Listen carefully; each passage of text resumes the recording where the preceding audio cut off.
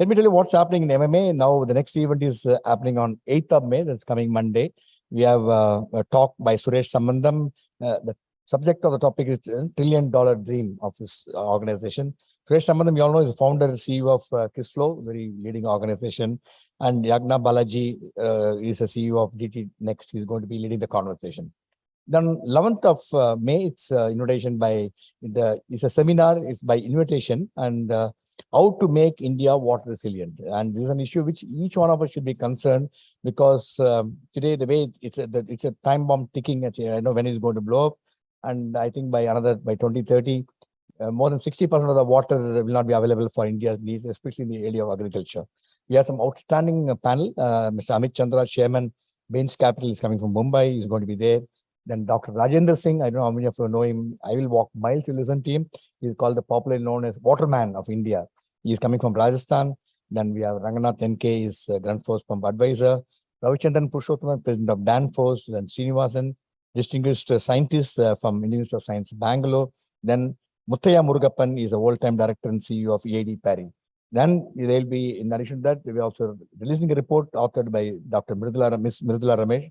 She is CEO of Sundaram Climate Institute and Executive Director of Sundaram Textiles, Madurai. This is happening on 11th morning from 9:30 to 1 o'clock. This is by invitation. We already got so many institutional members who already filled up. Is mainly for them. And others, others can watch the program live. And somebody really keen to attend, you can register with MMA. They'll be more than happy to consider your nomination.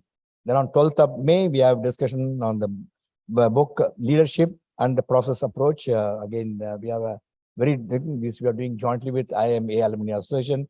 We have Mr. Vasu Krishnan, Judge Suresh is managing partner of Commodore Manon, and also Professor Ravichandran, Professor of from IM Ahmedabad, and Dr. K.C. John, Director. So this is again happening on 12th of May between 6 to 7:15. Then on 15th of May, again an interesting event.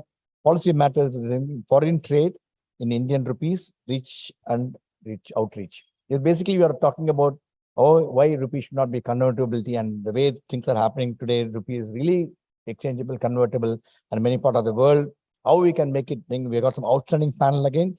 Dr. Suresh Babu is a professor of economics, Department of Humanities, IIT Madras. He's also advisor to Economic Advisory Council of Prime Minister. Then we have Shivaraman, former Revenue Secretary, and also Mr. Sanjay Kumar, partner policy at tax at Deloitte. So this is a event I really urge upon you to watch it. It's very interesting, and we got a very, very high profile to discuss something which is very rarely discussed. Why we're all talking about why rupee. The way the dollar is happening, I think the right time for rupee to get into the system, or for example, European Union or British pound. Then we on the 17th of May, we have again on the golden ladder, rise to the unstoppable, the branding. We have got branding gurus talking. Again, outstanding panelist, Vijay Parsadi, brand specialist, mindset coach from from Bangalore. We have Mr. Bose, global Meditech leader management consultant, former company group chairman of Johnson Johnson. He'll be joining us from Singapore. Then we have Mr. Mukesh Mickey Pant. He is former CEO of Yum China. He's joining us from Washington. Then we also have Mr. Ram Kumar. He's a chairman. He's the independent director of Shanti Gears. So again, an interesting event on 17th of May, same time here. Don't miss it. In addition, we also have a number of other events lined up. On 19th of May, we have discussion on Lead and Grow, what the CEO wants you know, and what the CEO wants you to know, and how your company really works. And the book written by Ram Charan. We have a very good plan to discuss on this. This is a program, Lead and Grow, we do is a very most popular program amongst the management students. Sangeeta Sumesh, she'll be leading the conversation with Mukund Kasturi, is a regional director of Asia in Flexco, and also Senthil Kumar Srinivasan is a managing director of Benetech Automotive. This event, then on final event for this month is on 24th of May. More events. I will not take too much of time to brief you. It's already there on the website. This is also a discussion on the company we keep, and Divya Kannan. We have again outstanding panelists. We're going to discuss on this. In addition, there are also events happening at all our different locations in Chennai. There's one on GST amendments. It's happening at Mahindra Well City. The one event happening at also Mahindra Well City. Then one thing happening at Sri City at Andhra Pradesh, which is near to us. Then also one is happening at Bhupati and Co. That is practical aspects of e-TDS return filing. It's very interesting. A lot of things get stuck on this. This is happening at Bhupati and Co. Then India 2047, Institute of Foundry Man is happening. Then 4 cognitive skills, the future Desi leaders. This is again happening. Shankar Venugopal will be talking to us. Is happening at Puducherry. Then also the event at the Andhra Chamber. So all these are happening, and my time is 5 minutes. I try and squeeze in as many as possible. Do watch. If you're not able to attend, all these events are webcast live. You can watch them. And today's event, you all know that MMA Women Business Forum is very active. We have got a very, very active participants, and we're also very active members who drive this. Almost every month we have an event of bringing some outstanding speaker. One such event, what is happening today is discuss on another very important subject, how women work fitting in and standing out in Asia. This is a topic itself is so much powerful, attracts so much, and you will be really wanting to read from the way the title has been fixed. And we have got some outstanding panel today to discuss on the theme of the book and also discuss some of the issues which otherwise is very rarely discussed. Ladies and gentlemen, put your hands together to welcome our distinguished panelists for this evening. Aarti Kelshikar, she is the author of the book, and Mr. Gadgil is the president of Abrasive from QME, and Devasena Ravisankar, Global Head of Innovation Ecosystem TCS. May I request the panel to please take your place on the dais. Come.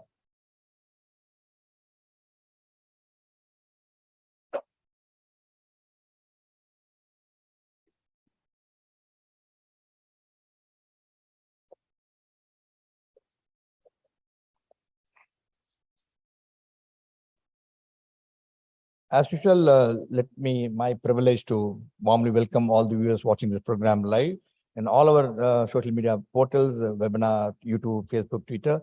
As usual, if you have a questions, please send it to the number which is shown on your screen. We'll compile all of them and place it before the distinguished panelists.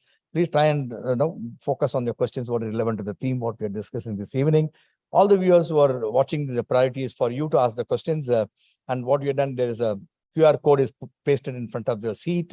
You just have to scan it and just send your question. We'll collect them and put it. Idea is we can, you don't have to wait till the end of the thing to ask your questions. You can keep sending your questions, and so that that number of time saved is quite a bit actually by doing this. And we tried it out. It worked very efficiently. And let me also warmly welcome Maithili, who joined us online from New Delhi. Maithili is the one who drives this Women Business Forum as a chairperson, and we are able to bring in some outstanding program. As usual, the format of the program is after my opening remarks, and I'll request Maithili to give introductory remarks for the team. Then we'll have an official soft launch of the book, and I'll request author Aarti to speak on the book presentation. Thereafter, there'll be a conversation between the 3 panelists here. After that, we'll open the questions. We'll collate the questions and read it out so that it could be addressed to any one of them who are there on the stage. Let me have the privilege of requesting Maithili to deliver the opening remark. Before that, let me briefly introduce Maithili Chandrasekhar. She is a consumer behavior and brand strategist enthusiast, and over 35 years of experience in this area, and published over 75 articles in leading Indian and UK and US media. And he also co-authored The Voice Within with 2 leading South Indian musicians. And she's very passionate about what she does, and it's always a pleasure to work with her. Now I request Maithili to offer an opening remark. Over to you, Maithili. Thank you. Thank you, Group Captain. So welcome everyone to another evening of the Women's Business Forum. This is something we have been doing for nearly 2 years now. And we've had a wide variety of speakers chosen with care, and everyone comes for a very particular reason and a very different reason. Right from someone who can teach us how to build our social media profiles, to negotiation skills and mediation skills, to women who have recruited large numbers of both men and women, to entrepreneurs, to women with stories of against all odds in their lives. And today, welcome Aarti, who is the first of a kind on this forum. And again, she comes for a very special and a very unique reason, that she has studied how women work across different countries. So for the first time on this forum, at least, we have a perspective from outside India. Yeah. And it's a research-based book that she has written after having spoken to many leading women career women. So welcome, Aarti, and we look forward to hearing you speak. Also, this evening is special because till now, somehow, not only our women have been speakers, our interviewers and panelists have also been women. So for the first time, Mr. Gadgil, we welcome you in our own measure of inclusivity. We have brought you onto our stage. So thank you very much. And we look forward to your perspective on this whole thing. Over to you, Aarti, and all of you. Thank you, Maithili. Before I request Aarti to come, let me briefly introduce the distinguished panelists for this evening so that you know what we are talking about, how it's going to make so much of sense to you. Let me briefly introduce Aarti Kelshikar. She is an intellectual coach, author, founder of 3A Consulting, and she has trained senior executives for multinational corporations like Nestle, Unilever, Procter & Gamble, Colgate, all the multinationals, who name it. Our first book, How India Works, Making Sense of a Complex Corporate Culture, was published in the year 2018. Before discovering the fascinating world of intellectual coaching, Aarti also worked for several years in the area of security markets, SEBI in Mumbai with Compliance Asia and consulting from Singapore. Aarti also a master's in business administration from Mumbai, from Indian Management Studies in Mumbai. Narsi Munje thing, also I got a bachelor degree from Mumbai. Very warm welcome to you, Aarti. It's a pleasure to have you with us this evening. Let me have the privilege of introducing Devasena Ravisankar. Devasena Ravisankar is the global head of innovation ecosystem from Tata Consultancy Services, and also a technology and innovation leader of over 26 years of experience, technology life cycle, and currently heading innovation ecosystem as a part of the unit of CTO.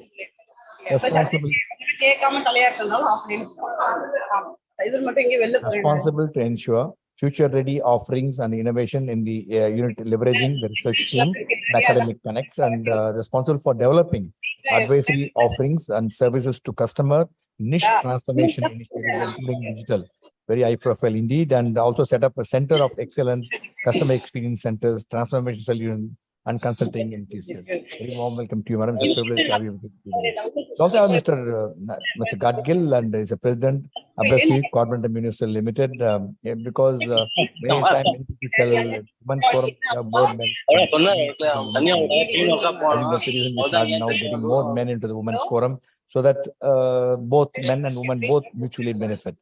Business leaders with over 29-year plus service in successful operation are business results, and proficient in diverse sector such as packaging, graphic arts, and signage architecture.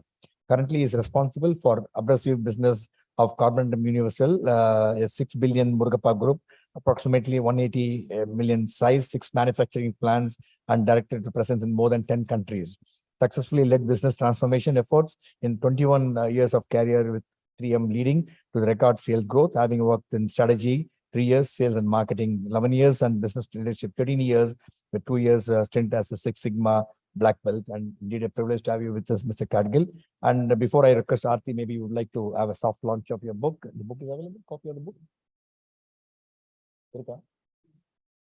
Can you bring the book onto the...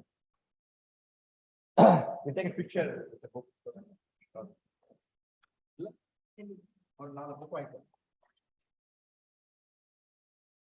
It's always a privilege to show the picture cover and take a picture so that we fondly remember this event, and more than us.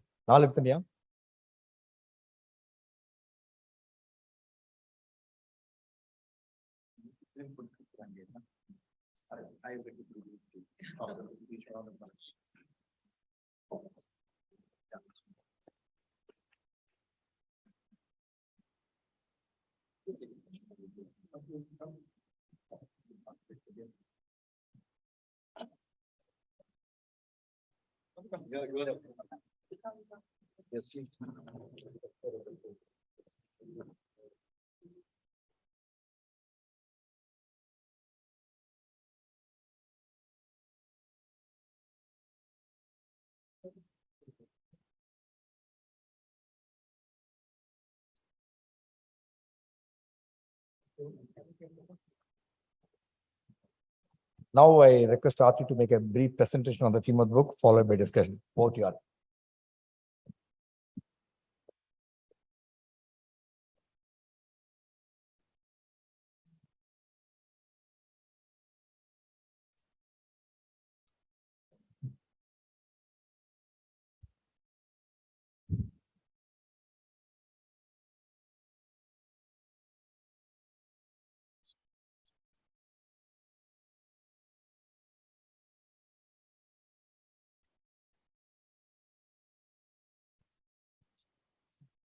Okay. Yeah. Okay. Hello, everybody. Um, yeah, so at the outset, thanks, Captain and Maithili, for inviting me here. Am I loud? Am I too loud? Okay, I think this is fine. Okay. So yeah, I've heard a lot about MMA as a forum and a venue, and it feels really special to be here. So thank you. Thanks to Devasena and Ninad. We've been going back and forth and discussing, and I look forward to our conversation today. And thanks to all of you for being here. I know it's a holiday today and it's a Friday evening. So I don't have too many linkages to Madras, to Chennai. So it's nice to see all of you. Thank you for making it. Okay, so I think as Maithili said, I'll share some slides that will, present some context for the kind of conversation that we're going to have later, and also give you an idea of the book and my journey. Oh, sorry. Okay, so before I talk about the present book, just wanted to share, let me just go a little bit to the backstory. So my first book was, published in 2018, and it's called How India Works. And it was about, the complexities and the cultural nuances in which Indians, all of us, work, behave, communicate, operate. It is for, people who work outside of India, and also for Indians to understand how we are perceived through a cultural lens. So it kind of worked both ways. So people often ask me, so what's this, connection with the second book? And other than the obvious title, which is, how something works, I think it's the same lens that I've used, which is a cultural lens, to see how women work. And I'll elaborate on that in just a second. So a few years ago, when, I was kind of being asked to write another book, etc., as authors usually are by publishers, I, didn't want to rush into it. I happened to be in a bookstore in Singapore, and I was browsing through some books in leadership and management. And I happened to see that, I came across a lot of books on Asian women or general other women. But interestingly, they were all written by Western authors. Whether you have the Sheryl Sandberg or you have Melinda Gates or, whatever, all these authors, right? I hadn't come across too many, barring the occasional memoirs or biographies, by Indian authors or Asian authors. So I thought that this would be an interesting theme, to kind of look at Asian women through an Asian lens. Yeah. And I had that cultural background because I work as an intercultural coach. So I help people to work across cultures, whether they're, organizational or geographic. So I thought bringing that lens in would be a refreshing take on this subject. So that's how this book was born. And in a nutshell, How Women Work basically looks at leadership and success in Asia through a pan-Asian lens. I mean, if I have to put it in, a sentence. So Asia is very vast, and I had to kind of whittle it down to a few countries. So I chose 6 countries, which are these. For obvious reasons, India, Singapore, we had lived in, the Philippines, we've lived in, and then China, Japan, and Thailand, because I thought they're reasonably diverse, reasonably interesting. Also, I had some familiarity and some access to people there, because ultimately it was going to be research-based and based on interviews. So that was the broad premise in terms of how I narrowed it down. These are some of the leaders in the book. I've color coded it. This was my daughter's idea in terms of having, different colors for different countries. Blue, of course, is India, as you can see, the light blue. And then you have, the other 5 countries. So the journey was basically, I started in 2020, and I interviewed about 61 people, and, women across different industries, different functions, largely in the corporate space, and some entrepreneurs. And I also interviewed men because I thought that would be interesting to kind of have, different perspectives. So two broad categories. I asked people for their leadership inputs and for their cultural inputs, and sometimes for both.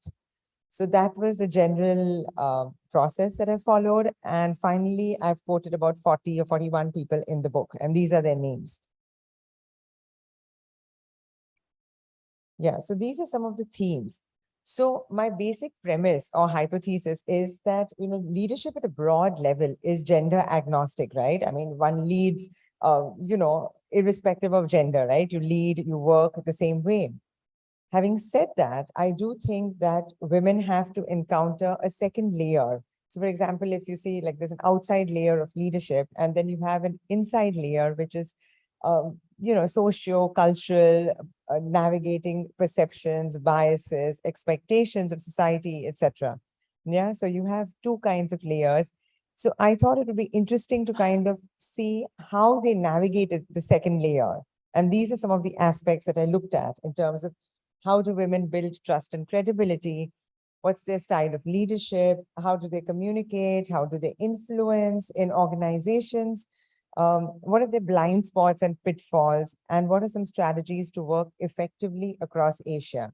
Because a lot of these countries like Singapore, Hong Kong, etc., are regional roles, right, for people. So there's no one style of operating. You have to kind of adapt and make it work. So these were some of the themes which we will talk about later as well. Okay, so I just thought I'll share a few insights, or maybe 3 insights from the book. I'm very cognizant of the time, so I don't want to spill over. So, okay, so the first thing is about women participation and culture. So this is in terms of the numbers of women in senior management. Okay, I came across this data point, which was quite interesting. If you look at women in senior management positions in emerging Asia Pacific, the figure is about 37%. If you look at women in the same thing, senior management in developed countries, developed Asia Pacific, the figure is 30% of women. So I found that a bit interesting because I would have assumed that developed countries would have more women in the workforce, right? So I think one explanation for this divergence is that Japan is included in the developed Asia Pacific category. I don't know how familiar many of us are, but Japan is really an outlier in terms of women's participation and empowerment, in terms of their mindsets. And, as someone told me, they really came late to the DNI party. So it's really, it has a long way to go. And I came across so many stories, so many examples that I was really surprised by. So Japan is one outlier, and that probably explains some of this. Having said that, there are also different ways of working across some of these countries. I don't want to go into too much detail, but I'll just give you a brief overview. So for example, Thailand, women lead with, just in a sentence, women lead with their head, their heart, and with humility, so that's a general trend. Yeah. And that's also the way men lead. Yeah. But right now we're focusing on women. So I'm talking about that. In Singapore, it's a very result-driven, focus on efficiency, bottom line, things working, time is, of the essence, right? So it's not so much on relationships, on the softer aspects. In China, a lot of times the leaders, when I ask them that what are some qualities that you need to have and display, almost all of them said that they need to be a visionary. So I don't know whether it's their legacy of having, emperors and kings and all of that, whether they go back and they go forward so long, they have long time horizons, but it's very important there to kind of envision goals for a leader and to be agile because things keep changing as they change in the rest of the world as well. Yeah.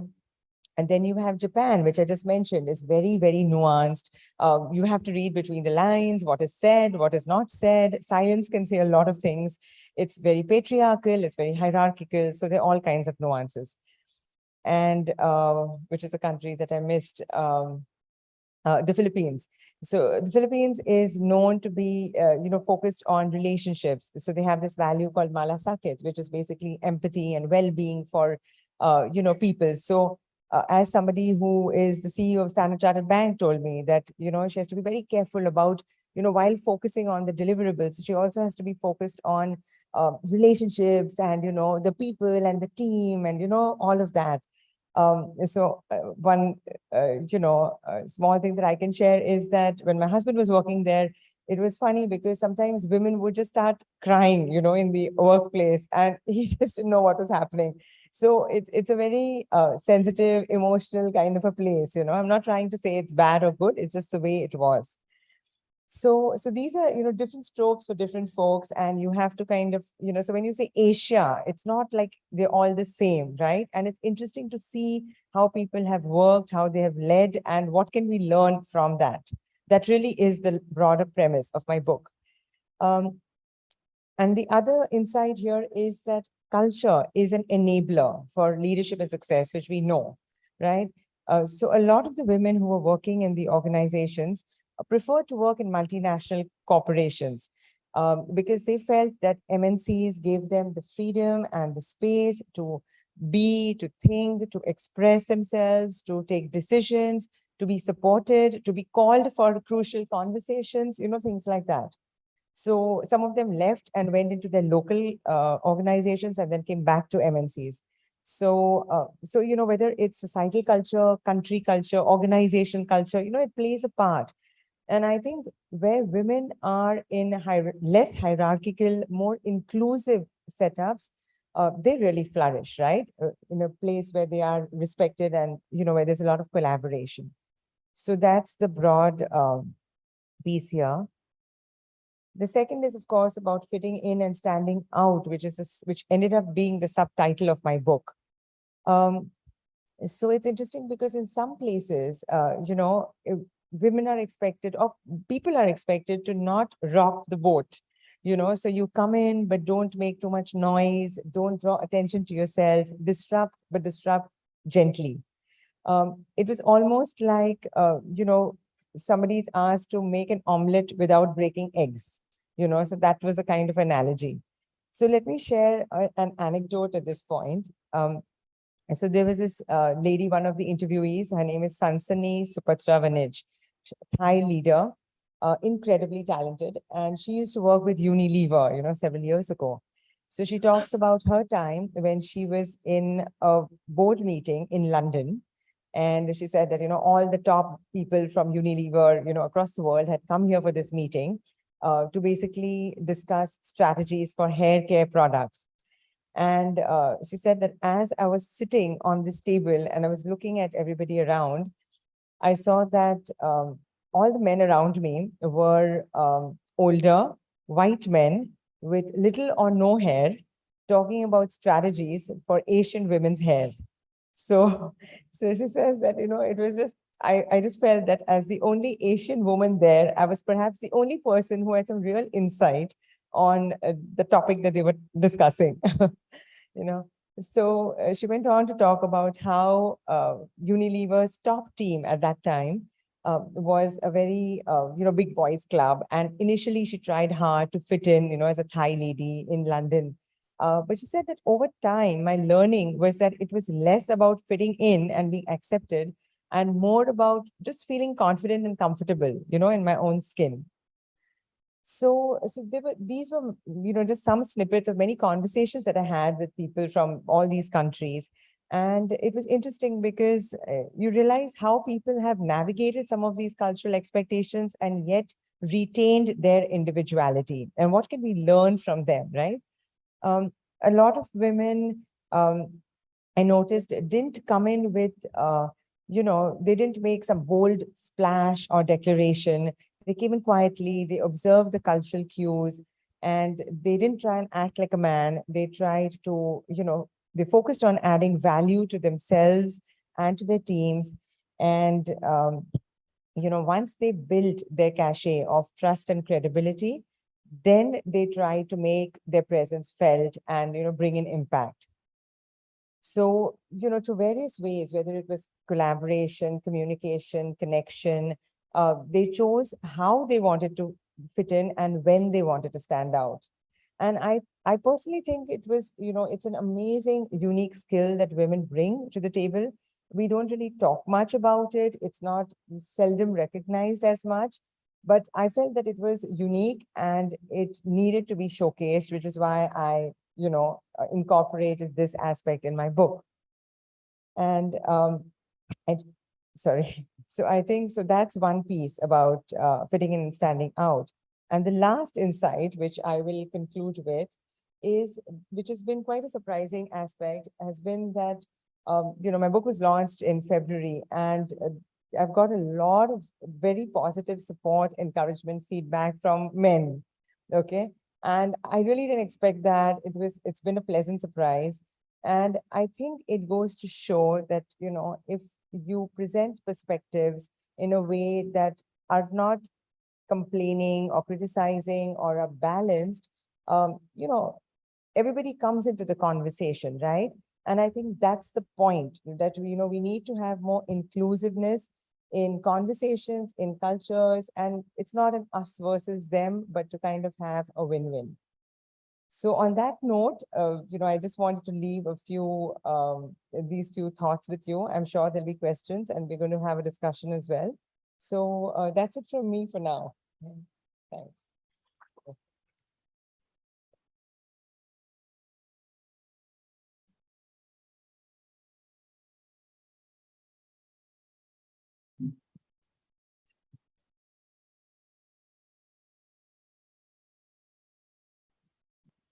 Does Maithili want to make any comments, or can we get started?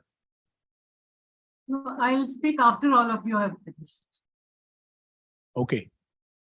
All right. So we will then get started. So Aarti, the first thing I want to tell you is that I was not in that London boardroom. Okay. So, yeah, very interesting. Great to hear from you. The why and the what and the different themes that you had in mind. And I also actually happened to, come across a book yesterday where, interestingly, there was one chapter written on you. So I'm talking about the book written by Mr. Shiv Kumar.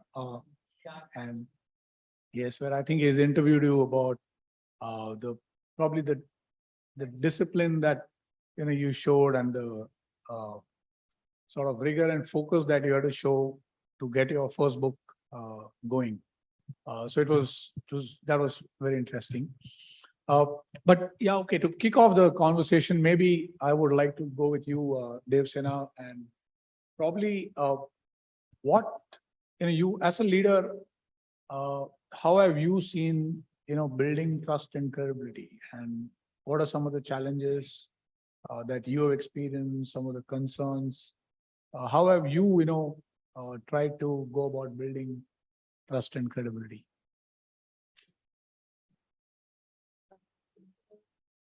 Yeah, I started my career back in 27 years ago, right?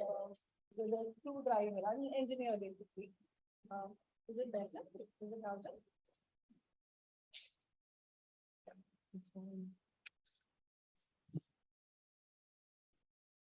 Yes. Yeah. So yeah, I started my career around, say, 27, 28 years ago, right? I was an engineer back then. Unlike people who, most of the women though, at those days used to go for coding, application development, I chose to do hardware, right? So the assembling of PCs, networking, and all of that. So the field that I entered, I had not many females back then, right? It was all men everywhere. And being in the IT infrastructure services, even when I grew up in my career, when I used to go to travel abroad, meet customers, we used to be a handful of ladies, or most of the time I was only one woman there and full of men in the boardroom, right? So, so at that point of time, what you have to do is the women of substance, as you said, right? You need to have that depth, the passion, and what the substance that you have actually reflects upon. So that was how I grew. But once you become a leader, like you have to front and you're going to do there, it becomes double, people start expecting more. Okay, I see a female in this industry who's coming and talking about, a server, a data center, etc. And then that is where you need to put in extra effort to say that, okay, this is me. I've gone through it. I have the experience, and I'll be able to deliver it, right? So the trust comes by leading in the front. So I have a team. Of course, I will have to build a two-way trust. One is nurturing the team, ensuring the team trust in you, and also our customers and the peers, right? So it was a good journey. Lot of learnings, lot of experiences. But what struck is, the teams, right? As Aarti was pointing it out. So the trust is built by having an empathy and empathizing with the team. So I say my team is more like a family, right? So it is that actually helps us. And we've had a lot of challenges. Any complex implementation of projects. I am from the IT field, so I'm sorry, I'll be talking more jargon here. But any of those technology implementations, and we used to have customers across the globe, right? We have one incident where I had a German counterpart who was like blatant, right? You know that, okay, something is not going wrong, and they just talked it on face. They don't do that nice words and all of that. So you have to face it. And the credibility comes when you are there standing by the team and they know that you are there and you nurture them and you're able to deliver. The say-do ratio is when you start, right, becoming, show that you're credible. So in a way, if I have to summarize, the trust comes by leading in the front, right? You show, for which you need to have the substance, you need to have the depth of the subject that you're talking. And the credibility is how you treat your team, right? And you know that you stand for them as well, right? And be transparent in whatever is dealing with. So this is how I know I've been thus far been successful in my career. Now, if you see, this was what I've seen in the IT field and IT technology field. I've seen many women in say finance and HR and etc. I want to put the same question to you. What is that you've been seeing in the other like manufacturing, for example, Ninad? I would say that, with my experience in, say, American multinational and now working for an Indian multinational, when it comes to, say, the hardcore industrial sectors, it's difficult for women in roles where there is a lot of, I would say, the much higher percentage of men. For example, manufacturing. In fields like healthcare, because the customers or the final users could be women, you see a lot more women in manufacturing, in healthcare. In fields like, say, banking, finance, we see even functions like R&D, you see a lot of successful women leaders. But when it comes to functions like manufacturing, whether an Indian company or say a multinational company in India, finding women leaders, in manufacturing per se is difficult. You don't see too many of them. It's changing. It's definitely changing rapidly. We have all probably have heard of, Titan now coming up with an all-women sort of crew and plant. In our own company, we see a lot of women in, say, functions like quality assurance, customer service, but it's still very difficult in manufacturing, I would say. And partly it's because of cultural issues, partly because of, say, infrastructure issues. So cultural issues, it comes out of maybe a broader society.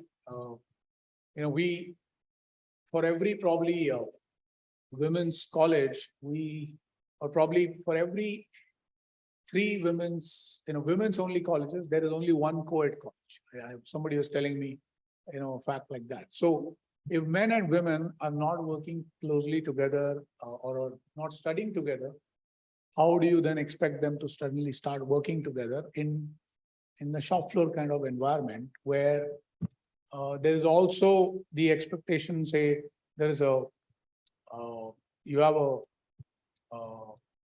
statutory norm, for example, that after 7 o'clock, in working in the second shift, women have to be provided with transport, etc. And that's where I think sometimes, men do not want to take that sort of extra effort, to make women comfortable, or they see it as a added, effort that they have to take. Some of them feel that bringing women on the shop floor might lead to, additional, say, or unexpected headaches like posh related issues. These are practical, challenges that they sometimes feel, and they don't want to take that extra effort. And because of that, you don't see that many women on the shop floor, and also infrastructure issues, because see, many of our industrial clusters or areas, you do not have yet, say, safe, residential places for women. Think about a Manesar, or even in think about Sri Parambadur, or think about some of the hardcore industrial areas like Bhiwadi or Ballabgarh. Women will have to stay in, say, a Faridabad and travel to Ballabgarh, or in Chennai to travel to Sri Parambadur. So we have those kind of issues, infrastructure issues, because of which, women, you do not find enough women there. And I think what we are seeing, what I've seen is that those are areas that we definitely need to move the needle, because I think we have all seen the great qualities and competency that women bring to the workforce, right, across all functions. I have seen that women are not only succeeding in areas where, say, detail orientation is required, but also areas where you need a strategic mindset, or you need say, out of box thinking. Across India, across some of the roles I have Asia roles that I've done in the past, I've seen women, and maybe that's something I want to ask Aarti, that there is this perception that women are perhaps not as they perceive that they cannot probably get it right on strategy, or do not have enough of a strategic mindset or big picture thinking. What is your take on that? When I was reading the book, I clearly could see that many of the women leaders, displayed enough and more of it. So what is your perspective on that now? Yeah, so that's interesting. Is this audible? Okay. So, so you're right. I mean, I think that's one of the things that people say, like, that's, if I have to be asked, what advice would you give to the younger generation, or, just women, I think it would be about being more strategic. Having said that, I think some of the women leaders in the book that you're probably referring to do display that strategic mindset, right? And I think because it's important at that level to have and display that. So let me give you an example. There was this leader called Chris. Okay, she's based in Singapore. And so she says that I operate with this 80-20 mindset. So which basically is that if I have 80% of the data correct, I will go forward. And what was shocking to me was that she's based in Singapore. This is a country where you need 100% to be correct before they will commit, before they will move the needle on anything. Like even a waiter will not give you something if he's not sure, like even there's a little bit of that ambiguity compared to, where we are, right? So, so it was quite surprising that she's able to do that. And so she went ahead and told me, she said that in her experience, men tend to operate from this very big picture strategic level. Many times they don't get into the details. Okay. Whereas women love to hang on in the details, and they probably get lost in that details. So the ideal formula, of course, is to be able to do the details, look at that, because that's important. At the same time, zoom out and look at, things from a bigger picture and, be macro. So it's not about having one or the other. It's having both, and to know when to do what, when to zoom in and when to zoom out, right? And I think that's one of the many qualities that women leaders in Asia seem to display. This ability to manage, these contrary nuances. So whether it's zooming out, zooming in, whether it's, tasks and teams, as Devasena just mentioned, right? Whether it's showing vulnerability at some point or being assertive and strong and knowing when it works and when it doesn't. Um, and knowing when, as somebody told me, when to be on the dance floor and when to be in the balcony, So I think this combination of skills is important. And I think women seem to be doing that well and better than most others, that ability to balance. And when I've used the word balance, I haven't referred to work-life balance at all. I mean, all of these nuances. So, yeah, so that's what I think in terms of the big picture. And, so shifting gears slightly, I have a question for Devasena, which is about aspiration, right, for senior roles. So, I mean, you've been a leader for so long. Women typically don't put up their hands for senior roles, right? We've seen that, we've experienced that. What, to some extent, it's a societal thing, but if we leave that on the side, in your experience, how can we get women to move beyond that, to aspire, to lead, and to succeed? I think you're right, Aarti, there. At least with our generation, we definitely saw that coming to work itself was something great. Now, I think women coming to work is a societal norm. Everybody agrees, right? Yes, so that's why we have every field almost we have women at work. But did they really aspire to go big, to become those CXOs? Maybe not, right? Because one, maybe there was no urge from the society perspective and nobody expected them. And second, they had to do this work-life balance as it is, especially from our culture and all of that. But off late, I'm seeing even within TCS, right? I see more women willing to dare, right? We are into, they really want to go big, aspire for senior management roles. In the last 5 years, what we've seen is like at least 84% within TCS have been, elevated to senior management roles. Of course, thanks to the organization, like we've had a lot of programs which enables and nurtures them and ensure that, they're given a platform. It's going to be a performance base at the end of the day. It's nothing but, it's not on the gender, but on the performance. The truly deserving one who can perform, they are elevated. So it is, so you have a platform. It is up to the individual to see how you can make use of the platform and see, you can really get, go for that higher roles. So that is what I see currently. Right. Having said that done, the millennials I see are, especially the women, they have this hunger, right? They have the hunger to aspire for more and lead, etc. On a lighter note, one of my friend for her daughter, she's looking for a lens and she was telling, Mama, because I was just asking the guy, but the guy doesn't seem to have any aspirations at all. So looks like the aspiration drought is coming, slowly shifting from the women to the men as I was doing the topic. But yes, I'm sure that, there will be a balanced field, where it is more on the performance based, women aspiring for more and more leadership. Right. And there is a platform, people have accepted that. And thanks to Aarti, your book, we see the various different traits and all of them are from our culture, right? Whether it is the China, Thailand, Philippines. I think the story when it comes to women, it's all the same. How do they manage the societal pressures, the cultures, their family, and on top of it, be able to, meet the organization goals, right? All of this is definitely pushing the bars.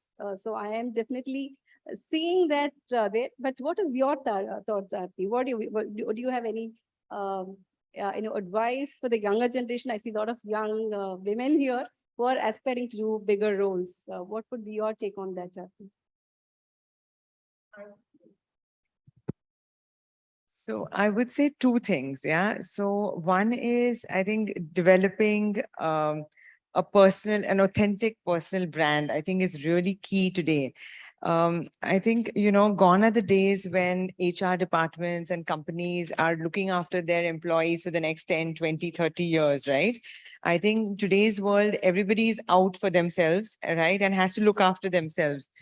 So I think, plus you have a world where AI is coming in, commoditizing jobs, so there's a lot of change out there. So I think it's really important to, hone and develop a personal brand. So what do I mean by that? I mean, identify what are your strengths, what do you stand for? So for example, I'll give you an example. I was recently talking to somebody in Morgan Stanley in the US, and she was telling me that, when she started, she was part of a team of 10, 12, people.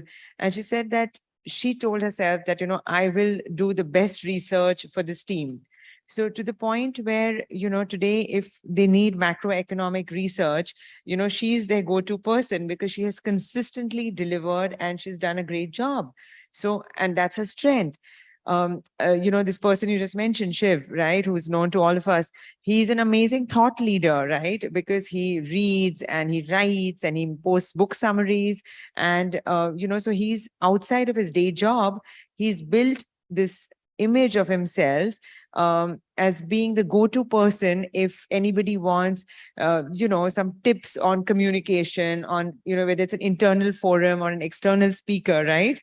So to create that kind of an image, or a brand, that what do you want to be known for in your organization? How can you add value to the team?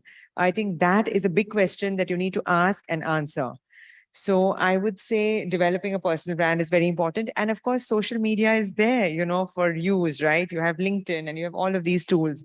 So building an authentic one, I would caution, is important because people can see through it. So I think that would be one piece. The other piece would be related to what we spoke earlier about thinking strategically, thinking big. Again, I feel that, women sometimes, women think big for their children, right? We've all seen those examples. You think big, you want the child to do well, have a great education, etc. But women don't really think big when it comes to themselves, right?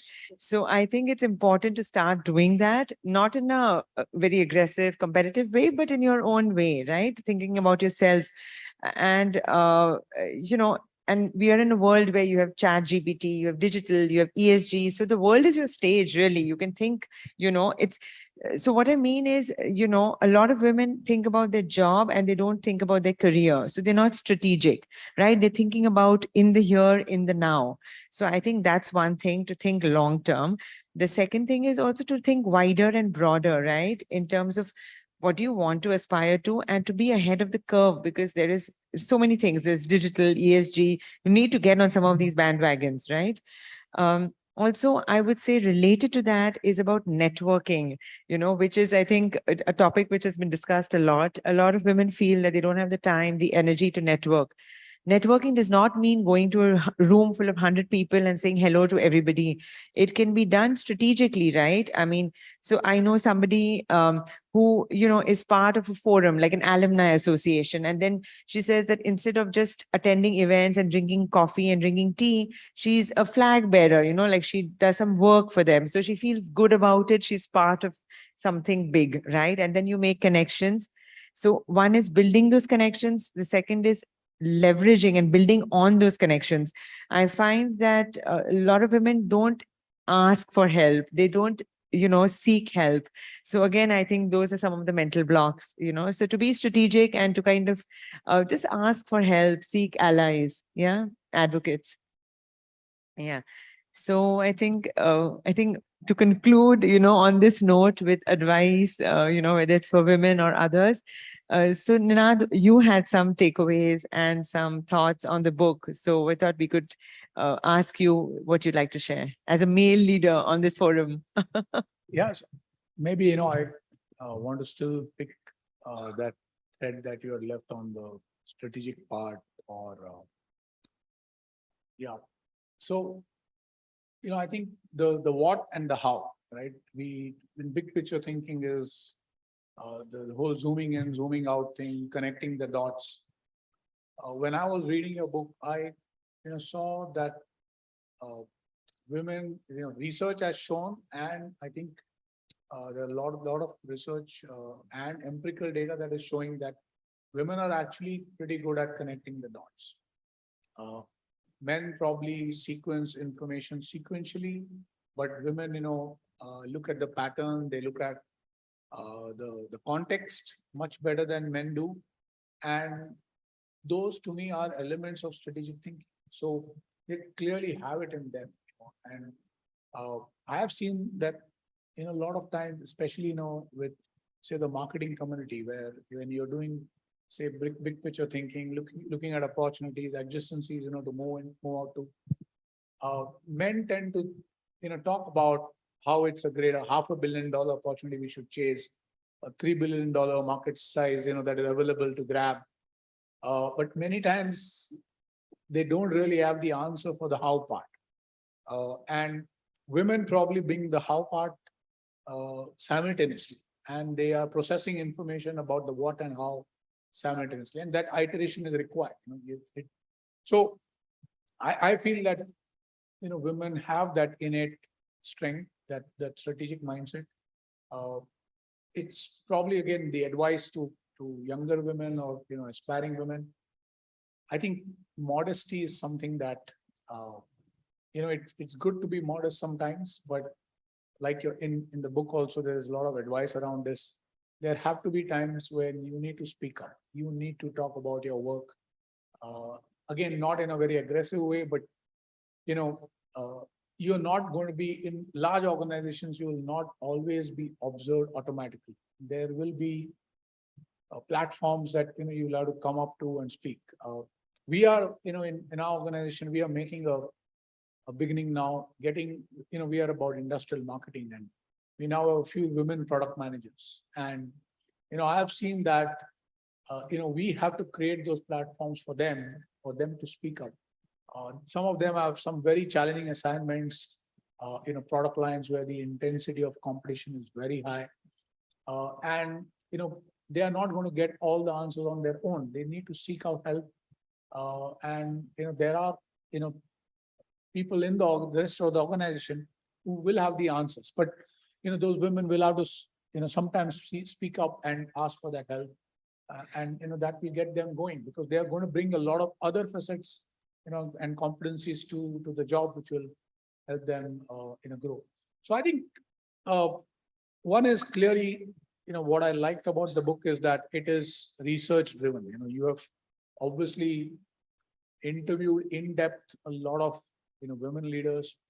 I also like that it's definitely not about the sort of D&I agenda. There is no D&I agenda, and it's truly about just how getting a perspective on how women have been successful across many businesses, across many functions. And like you said, I am not surprised you're getting a lot of men to like your book. I personally found that there are so many things over there where which are useful for me as a male leader, as a male employee, as a male colleague. And I liked some of the interviews. Lynette, I think the CEO of Stanchart, she talks about balancing the how do you give a lot of autonomy to your people, but then how do you also have oversight? And I think leadership is about that. It's about the balance that you talked about in the book. I also like that you have not tried to oversimplify some issues. For example, people talk about this, that it's okay to be vulnerable, right? Now, if you take that at face value and show your vulnerability at the wrong moments, that's not good advice then, or it's not advice that has been interpreted correctly. And I think there are a lot of sort of cases and examples you have given in the book of showing vulnerability in the right context, and in many companies, you have a company culture and then you have a country culture, right? So how do you first display your competence, and then there's a point about, for women you have to show confidence and warmth. I saw that point. And then once you are showing confidence and warmth, then you're getting that credibility. And then you really are a confident leader that is accepted by many. And once you have that level of confidence, then perhaps it's okay to show vulnerability, and that too in some context. So I feel for now this advice is, I think it's equally for men and for women. And I found those kind of, that kind of practical advice, which had nuanced layers and which doesn't oversimplify, if sometimes, in the age of digital and LinkedIn, sometimes you get these, those compressed articles, 10 things to do. If in 10 things to do, one point is be vulnerable, and you got it wrong, right? And that's what I think your book is sort of, giving that nuance and that flavor. And therefore, I found a lot of practical, advice there. And but yeah, great work, Aarti, and I'm sure your book will do well. It's really a privilege and honor to be, on the panel with you and Devasena. I'd like to echo and second what Ninad told. The book is really, I mean, at least I read all the chapters and the points there. I think you've said it all, and people need not look anywhere else because it's all life stories of people who've achieved it, right? So yeah. that way, this book really stands out, Aarti. So. Thank you. I'm glad we had you. Thank you. Okay, maybe I'll come in here if I may. Can you hear me? Yes, yes. Go ahead with your. Yeah. So, there is this data point that as more and more women get educated, family health and national health improves. So I was wondering if there is enough conversation around, or there should start being conversation and proof and research around business results of companies that employ more women across different levels. I think that will be a greater motivation, so it won't be, let's include women because inclusivity is the rule of the day and we should. But how does it really impact business? Has there been any work done? And do you think it's an area that we should be looking at? Aarti, for you. Yeah. Okay, sorry. So if I understand your question correctly, you're saying that is there a correlation between educated women in companies? No, companies that there is correlation between educated women and national health. Or national health. That's separate. I'm just giving that as an example. National wealth. I'm giving that as an example. Is there a correlation between more women in the workforce or leadership levels and business results? So I think women in the workforce and business results, there is a lot of data, out there. I mean, it's outside the scope of my book, but clearly, I mean, that is definitely there. Okay. And I think it's one of the, foundations of D&I, the whole agenda, right? To say that, these are the reasons why we should have more women in the workforce, 1, 2, 3, for sure. And I think other than the fact that there should be more diversity of thought and profile, I think the fact that, it does elevate the conversation and the output and the productivity and, all of those metrics, right? Yes, no, there is data that the country's productivity will go up. Of course, that data is there and that data point is bandied around a lot. But I was just wondering, with actual company results, a company's level of women employment, both at leadership levels and at workforce levels, and a company's results. Would be good to have. In the Harvard Business Review and all of those. I think in consumer companies, it's a very straight correlation because they clearly see that a lot of their users and customers are women. And, going back to the hair dye example, you cannot market something if, you're not sort of using it. Yeah. And I think it started with the consumer companies, and then it has, and that's why you see a lot of food companies, cosmetic companies, who have hired women in marketing positions, marketing roles, and then they've clearly seen business success. But I think, for, since I come from the industrial world and in the industrial sector, the way we look at it is that a lot of our customers and buyers now, if not on the shop floor, if not users, but the purchasing officers, the commercial officers, the supply chain people that we are meeting, they are women. And that's why, I see a strong need for industrial companies to have women in the sales force and in the customer service, and definitely in product management, because again, it goes back to, seeing patterns that are missed out by men, seeing insights that are probably missed out by men. If you have that diversity in the room, clearly your designs are going to reflect, or the voice of customer and voice of market that you're processing, Correct. will incorporate a lot of voices and therefore the insights which, Would have missed. the men are missing. So Yeah. I do not know in the industrial world if there is a straight correlation, but I see no reason why there should not be, because Yeah. it again goes back to, getting that right, mix in the room. So just one more question before I hand it back to Group Captain for questions from the audience. Maybe Devasena can answer this. Within India, do you find differences in how women work between South and West and North and East? Actually speaking, I think women are women, as Aarti had mentioned, Okay, yeah, across the globe, right? yeah. And here, I think slowly India is getting, more stronger, Homogenized. and I'm sure Asia as well, because it's covered the entire lot there. So between the West and East, what I see is, the confidence and how she was talking about, right? How are you able to communicate that? Because women here are committed, sincere, they deliver 100%, go beyond the call of duty to deliver anything, right?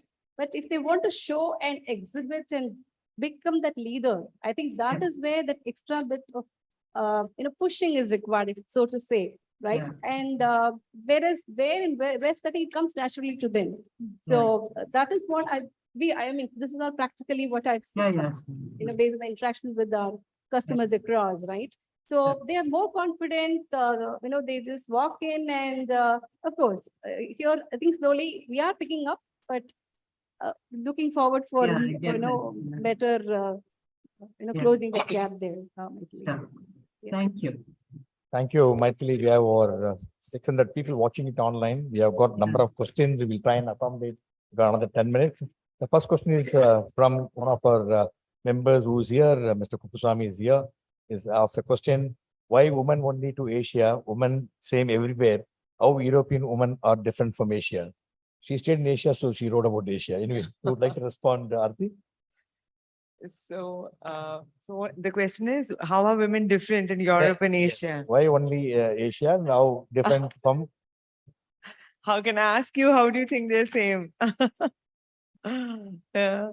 So clearly the gender is the same, but I think so I think if there has to be a difference, now may not be qualified to speak at length about West and East, but there are some broad cultural differences, right? And in terms of leadership and management, and it's not about men or women, but I do think that there are some differences. For example, hierarchy.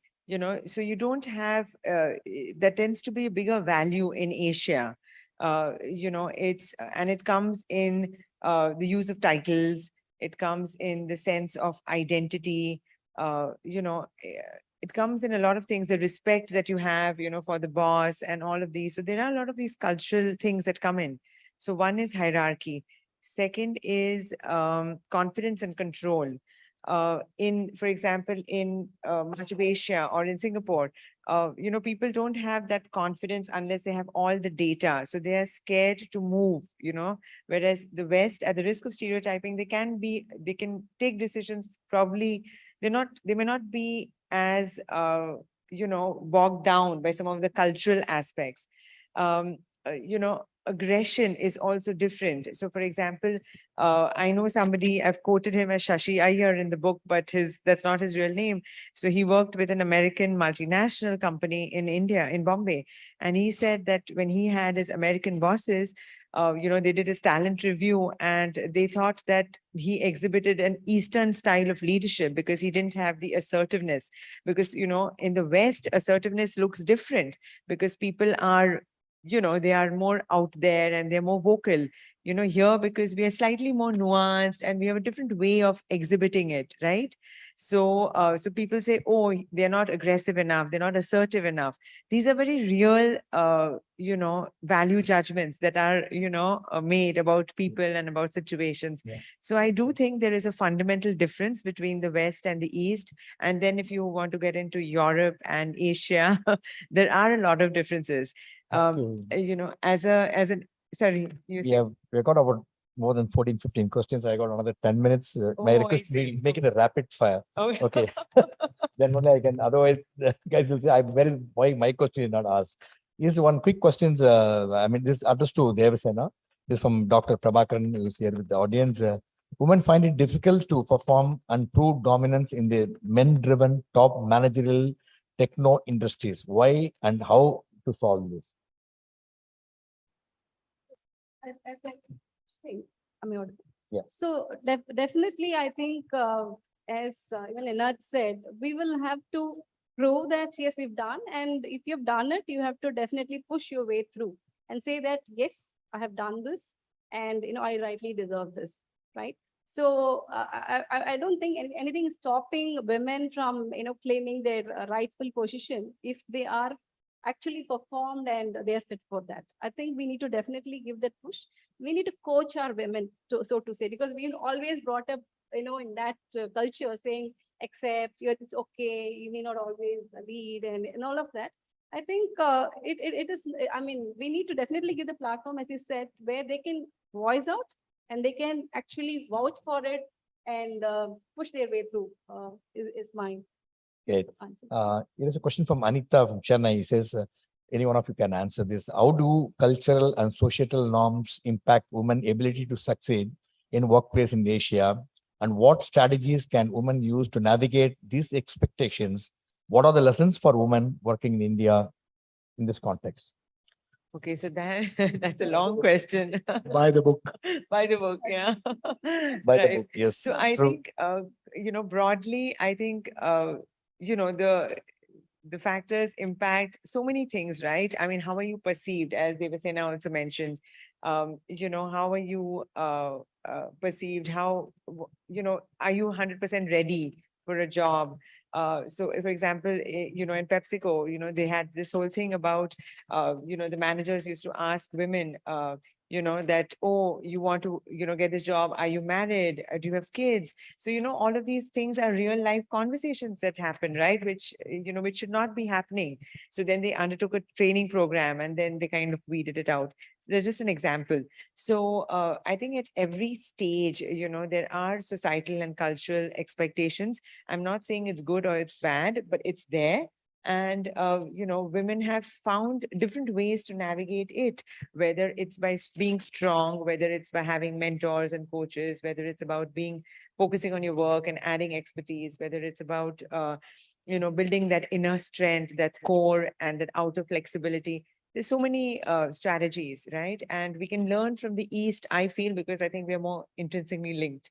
Okay, over, Captain. I think maybe, Gadgil, you would like to answer this. How can organizations, policymakers support women's career advancement in Asia? And what initiatives are currently in place to promote gender equality in workplace? And what's the lessons Indian corporates learn, and your views on this? Gadgil?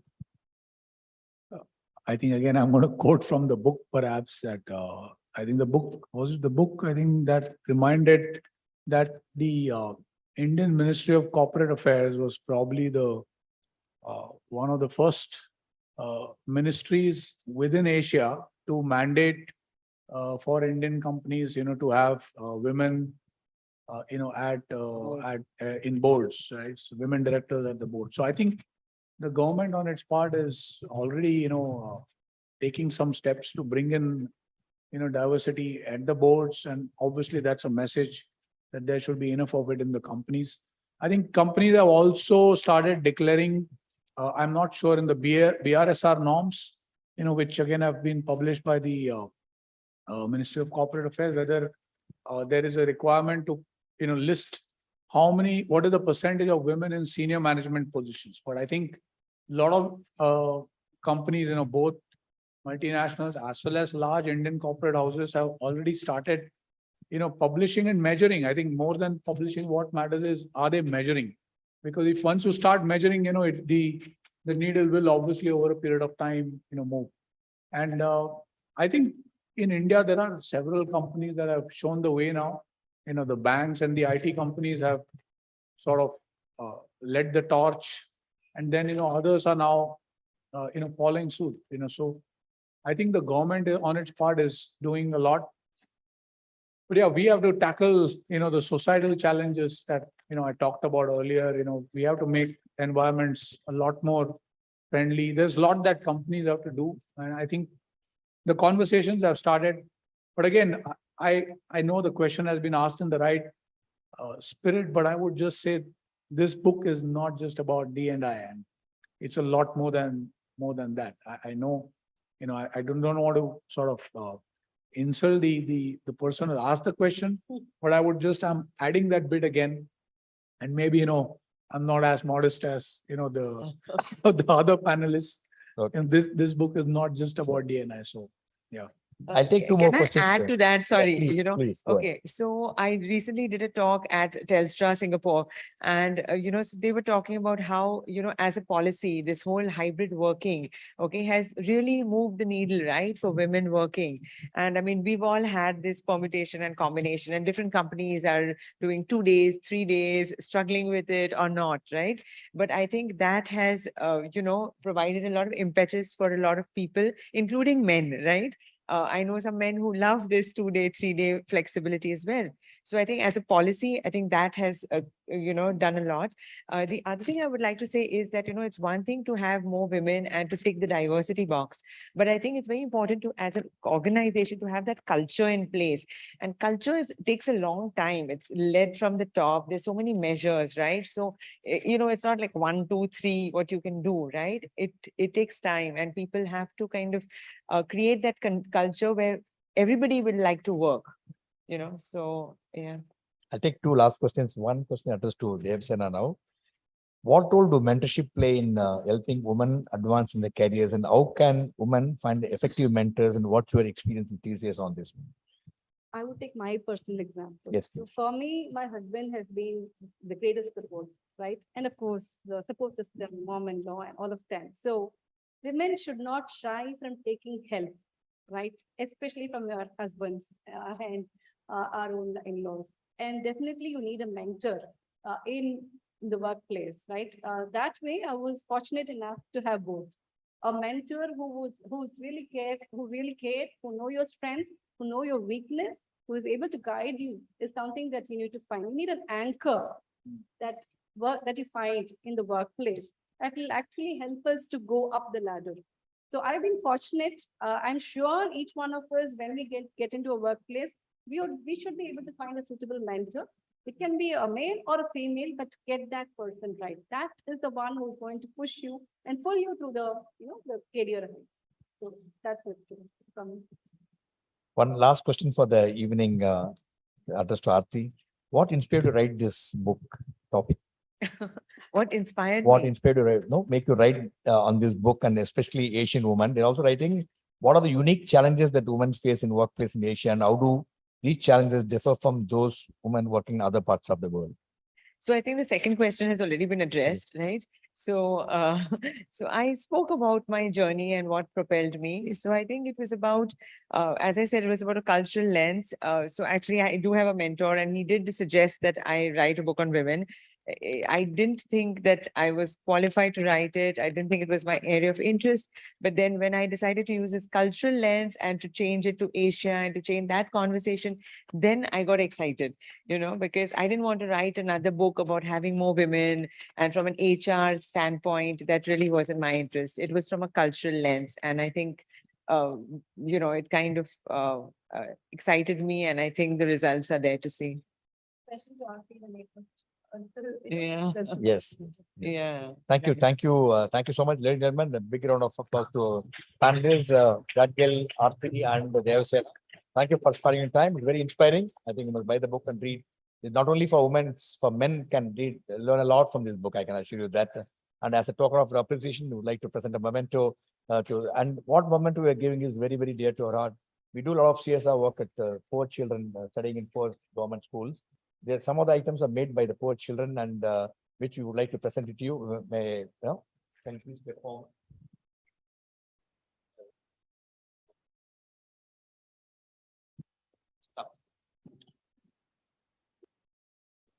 There should be green bed for ladies.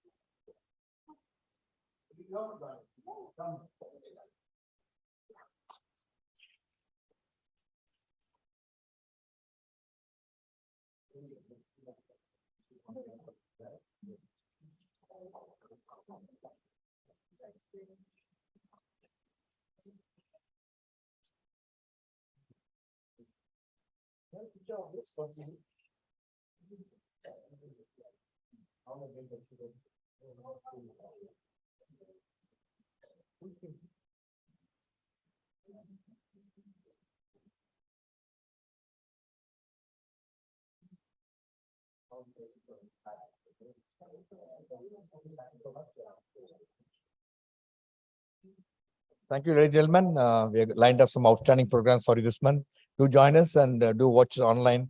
Thanks once again, and get back home safely till we meet again. Bye-bye.